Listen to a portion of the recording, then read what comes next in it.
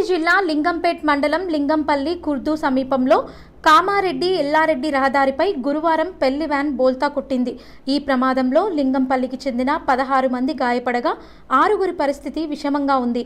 వీరిని 108 అంబులెన్స్లో లింగంపేట్ పోలీసులు కామారెడ్డి జిల్లా ఆసుపత్రికి తరలించారు. ప్రమాదంలో గాయపడిన పెళ్లికొడుకు తండ్రి సీరియస్గా ఉన్నారని తెలిసింది.